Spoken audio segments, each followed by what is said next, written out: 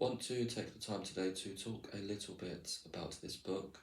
This was an interesting read, was quite entertaining, didn't take long to read, maybe 1 week will be all it takes to get through this book, Outliers by Malcolm Gladwell.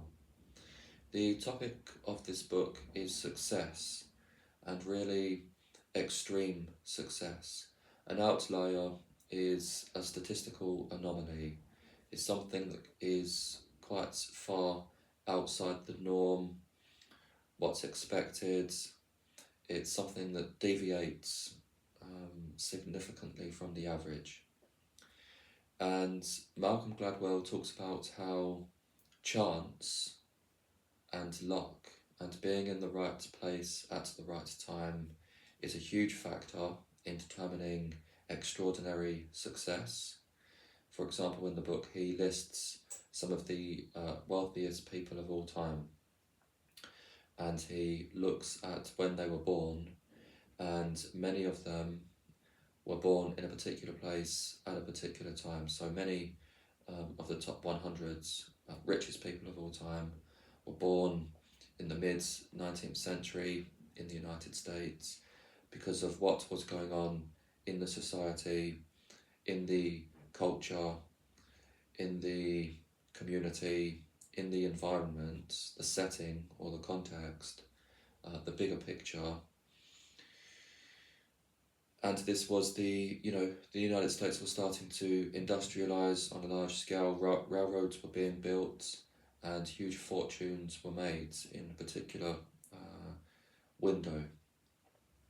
And the window, in Gladwell's opinion, is very important.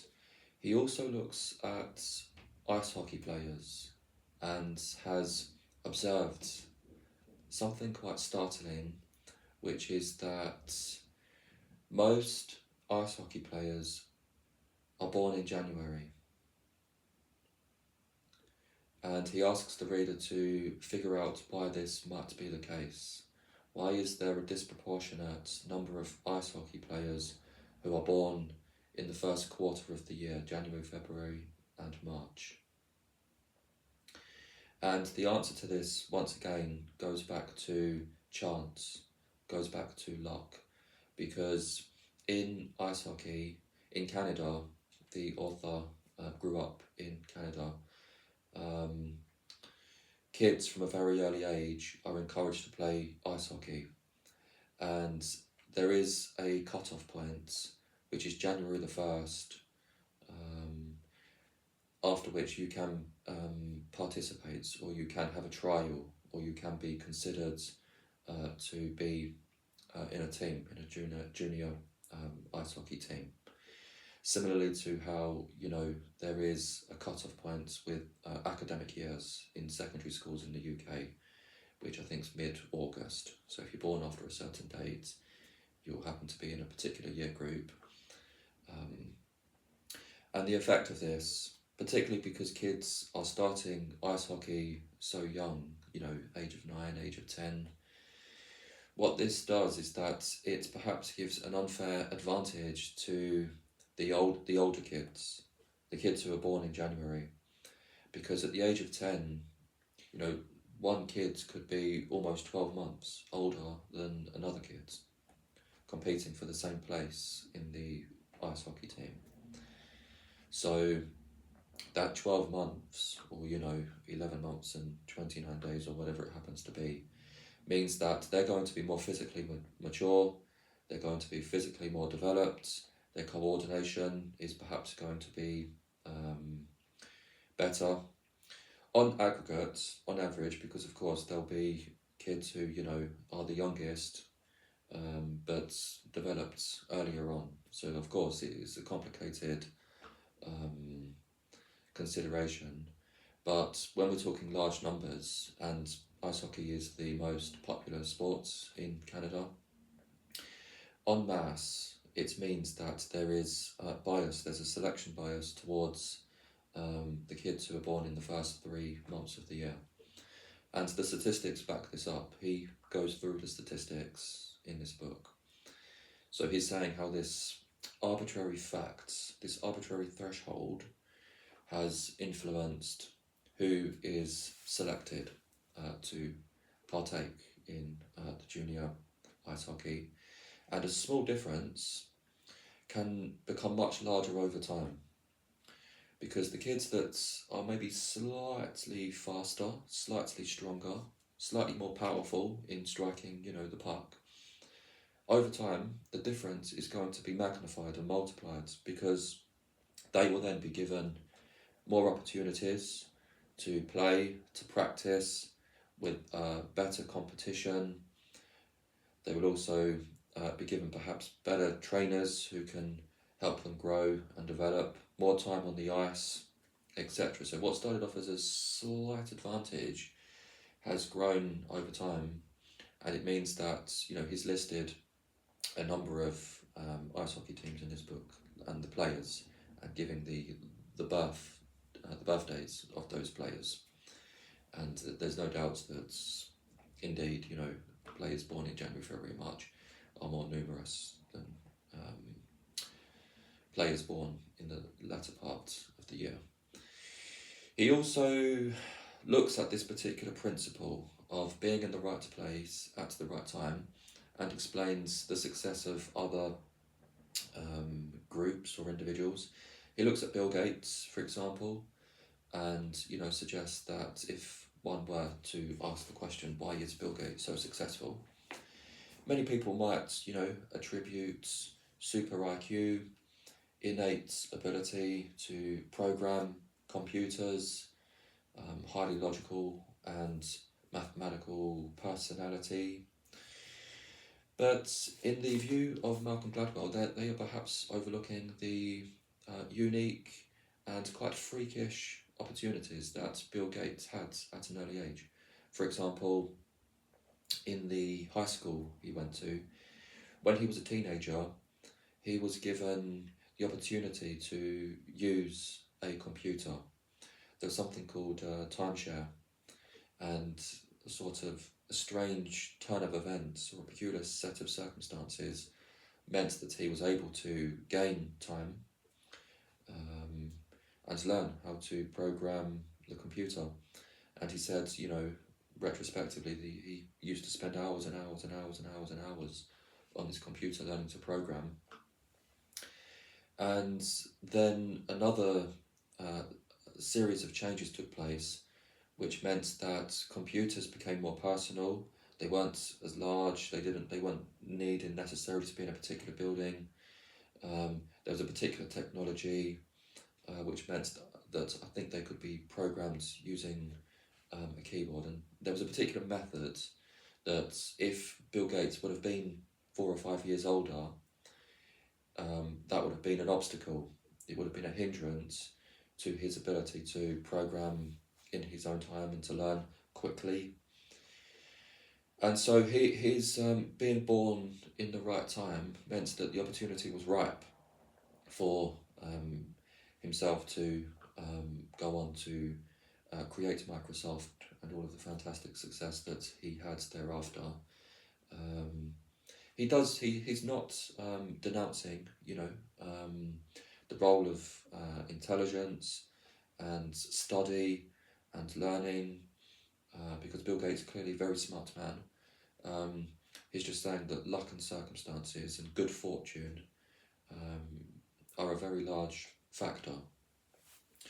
Another very large factor which perhaps people underestimate, which Malcolm Gladwell talks about in this book, is the network or the culture. And he suggests that the role of interpersonal relationships and interaction within a community makes a huge difference. And right at the very start of this book, he talks about a particular town called Rosata. I think it is Rosata or Rosetta. Rosetto, the Rosetto mystery. And what this chapter is about is the importance of community. Because in this particular town, health outcomes were extremely good. People were living to an old age. They didn't seem to suffer with as many heart problems or illnesses or diseases. And for many years, scientists and investigators tried to figure out why this was the case. Why is there such good health in this particular city in the United States? But I think there was a large number of Italians from a particular Italian city, and they moved into this particular town in the United States. And what they found was that when they looked around the city on the ground, they saw multiple generations living under one household. So, children, parents, grandparents, all living in the same house. They saw lots of mixing in terms of families would go over to other families in the neighbourhoods, and they would eat together and they would interact. There was a lot of social cohesion, and it's thought that this was an enormous factor in preventing some of the illnesses later on in life, because it's quite well known, that loneliness and lack of social interaction can, lead to things like anxiety and depression, and then that can have knock-on effects in terms of stress and cortisol and aging of the body and so on. And so it's thought that perhaps this underappreciated factor, the network, the interactions, had a very important role in maintaining good health in this particular city. So he talks about many different things. The style of this book seems to be very much similar to Adam Grant's style more recently, in that he looks at a number of different areas and looks at how culture plays a role as well. He looks at, for example, the airline industry, and looks at aeroplane crashes, and he looks at the role of the interactions in the cockpit in explaining why it was that airplanes crashed. And what he has suggested in this book is that politeness can actually be a negative thing inside the cockpit in terms of safety records and in terms of ensuring that the aeroplane lands safely.